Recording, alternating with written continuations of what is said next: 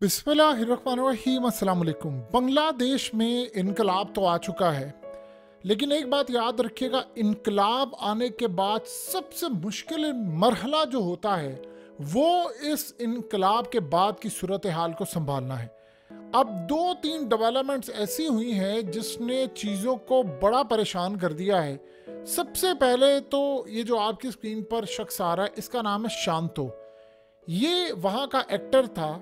इसके घर को पूरी तरह जला दिया है, इसको और इसके बाप को मार दिया है।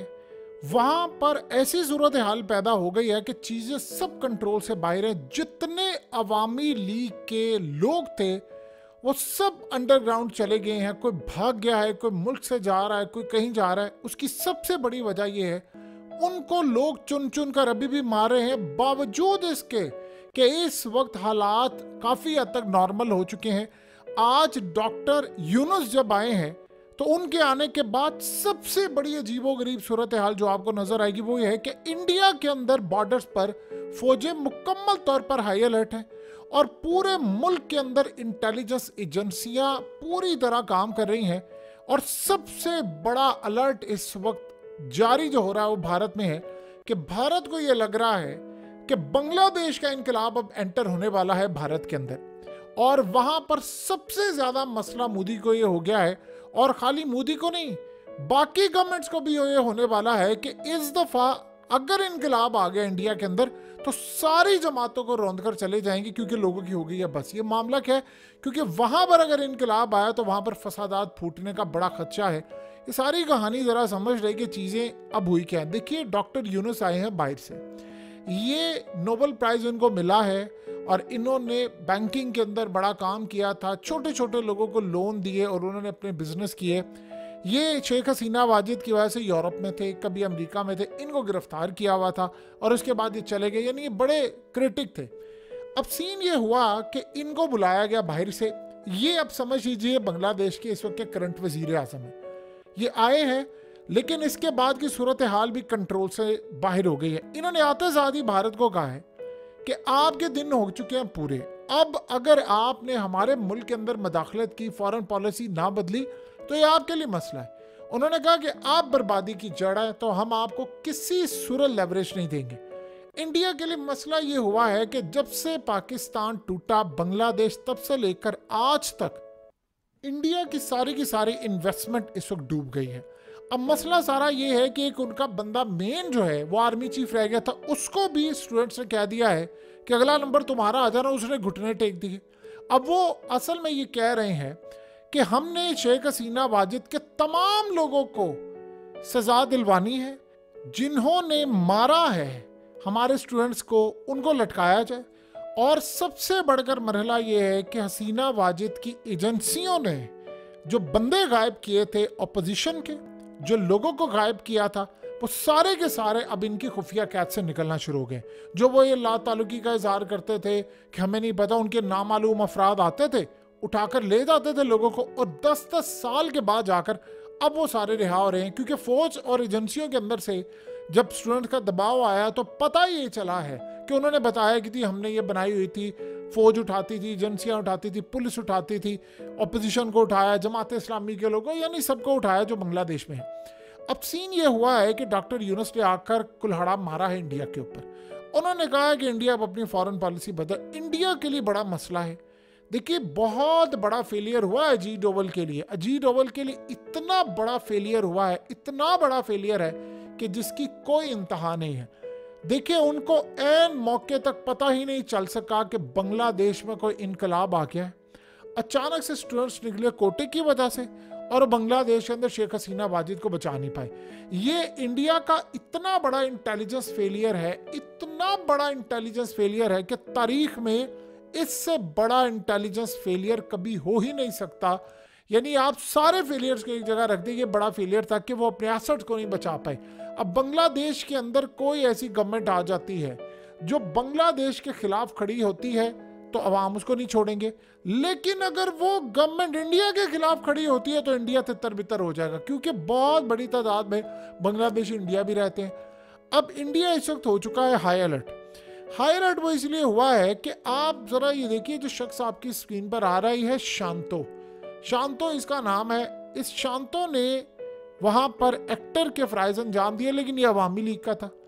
अवाम अब कर क्या रही है, इनकलाब इस वक्त आ चुका है, गवर्नमेंट जा चुकी है, एस्टैब्लिशमेंट को शिकस्त हो चुकी है, लेकिन इनकलाब का भी एक हिस्सा उन्होंने डॉक्टर यूनुस को लेकर आए। वो कह रहे हैं शेख हसीना वाजिद के जितने लोग हैं, आर्मी चीफ समेत, फौज का सरबराह हो, जर्नैल हो, पुलिस चीफ हो, अपोजिशन में हो, हुकूमत में हो, इन तमाम के तमाम लोगों को हमने लटकाना। अब मसला ये हुआ है, अवामी लीग के जितने लोग हैं इन्होंने घरों से झंडे उतार दिए हैं, सारे के सारे लोग अंडरग्राउंड हो गए हैं और अपनी जान बचा रहे हैं, क्योंकि वो किसी को नहीं छोड़े।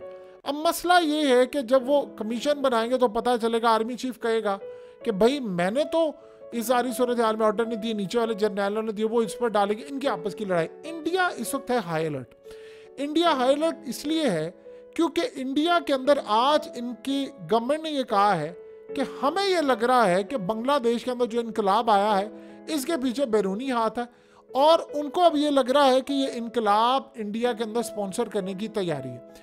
अब वो क्या कह रहे हैं, वो कह रहे हैं जी हमारे खिलाफ इसलिए मामला हो रहा है क्योंकि हम इस वक्त चाइना के खिलाफ प्रॉक्सी नहीं बन रहे, हम रूस के साथ खड़े हुए हैं, लिहाजा अदम एतमाद तो आ नहीं सकती वहाँ पर क्योंकि अपोजिशन के नंबर पूरे नहीं है। या तो दो बंदे अगर हुकूमत से अलग हों तो चले, फिर तो समझ आती है, एक नीतीश कुमार और एक चंद्रबाबू नायडू। अब ये अलग होंगे तो ही कोई सूरत हाल हो सकती है, और वो होते हुए फिलहाल नजर नहीं आ रहे, क्योंकि एक मोदी से $12 अरब मांग रहा है कि मैंने अपना शहर बनाना आंध्र प्रदेश में, मोदी ने कहा मैं देने को तैयार हूँ, दूसरा वो मांग रहा है, तो उनकी मांगे पूरी कर रहे हैं। अब मसला सारा ये हुआ है कि ये इनकलाब इंडिया में दाखिल होने वाला है, और असल में जब आपके इर्द गिर्द कोई बड़ा इनकलाब आ जाता है, सबसे बड़ा मसला ये है कि बांग्लादेश के अंदर इस वक्त गुस्सा ये है कि हसीना वाजिद को इंडिया ने पनाह दी है। पूरा मुल्क हसीना वाजिद से नफरत, देखिए 2/3 अक्सरियत से ज्यादा, 3/4 बल्कि अक्सरियत ली थी इंतखाबात में, जाली ली थी अलग वो अलग बात है, लेकिन वो एग्जिस्ट करी थी। अब अगर रियल होती तो जाहिर सी बात है अवाम साथ होती, तो अवाम ने उनका भुरकस निकाल दिया, वो इनके लोगों को चुन चुन कर मारे। गुस्सा उनको यह है कि भारत ने उसको पनाह दी है ऐन मौके के ऊपर, और असल पनाह देने वाला जो भारत है उसकी मदद करने वाला था आर्मी चीफ, तो गुस्सा उनको आर्मी चीफ इस वक्त जान बचा रहा है, और वो हाथ जोड़ा है स्टूडेंट्स के आगे भी, डॉक्टर यूनुस के आगे कि आप ये काम ना करें। इंडिया के अंदर इसका साया अब पड़ने वाला है। इंडिया को ये लग रहा है कि हमारे यहाँ पर भी एक मूवमेंट शुरू होने वाली है। देखिए हालिया जो इंडिया में इंतखाबात थे वो एक बहुत बड़ा सेटबैक था बीजेपी के लिए, कि आप अंदाज़ा करें कि वो अपने गढ़ से भी हार गए, गवर्नमेंट के नंबर भी पूरे नहीं थे। अब वहाँ पर ये सूरत हाल हो रही है कि वो कह रहे हैं कि सिर्फ एक चिंगारी लगानी है या वहाँ पर कोई एक तहरीक शुरू करनी है और आवाम आ जाएगी सड़कों के ऊपर, क्योंकि वहाँ पर लोग तंग हो गए। अब वहाँ पर भी हालत ये हुई है कि इस वक्त इंडिया की करेंसी, पाकिस्तान से तो खैर मुकाबला नहीं हो सकता, लेकिन इंडिया की करेंसी लोवेस्ट पॉइंट पर आ चुकी है इस वक्त। तो वहाँ पर उन्होंने अपनी फौजों को हाई अलर्ट कर दिया, इंटेलिजेंस तेज वो कर रहे हैं, क्योंकि वो कह रहे हैं कि अगर हम बांग्लादेश के अंदर इतना बड़ा नेटवर्क होने के बावजूद, फौज में, एजेंसियों में, पुलिस में, मीडिया में, हसीना वाजिद अपनी थी, बंदे हमारे सारे लगे हुए थे उधर, उसके बावजूद अगर हमारा इंटेलिजेंस फेलियर इतना बड़ा है कि हमें इनकलाब का पता नहीं चल सका, तो फिर यहाँ पर हमारे साथ जो होगा हम कैसे पता चलाएंगे।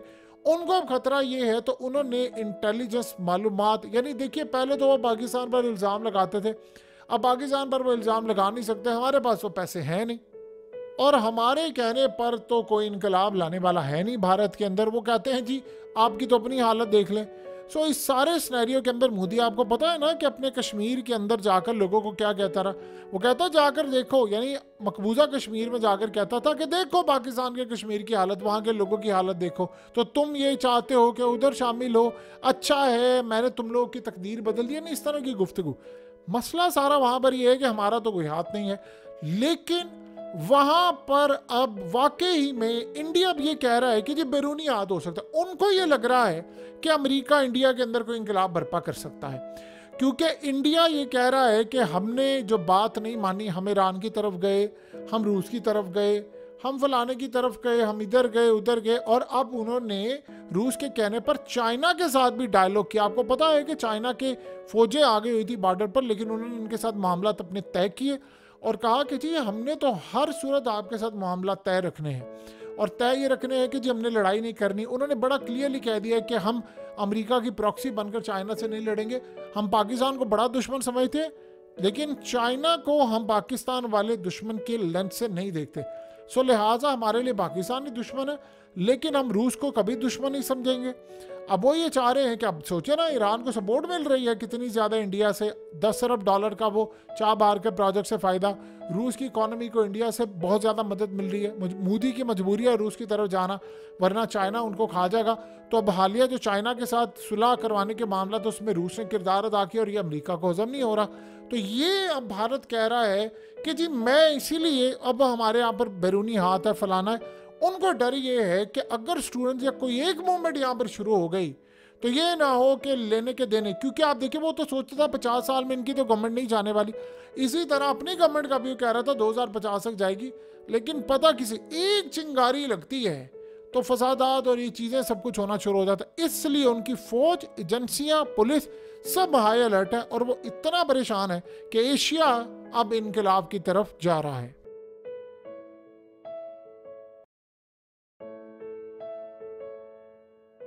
हकीकत टीवी को सब्सक्राइब करना मत भूलें, वीडियो को लाइक करें, शेयर करें और कमेंट सेक्शन में अपनी राय का इजहार ज़रूर करें।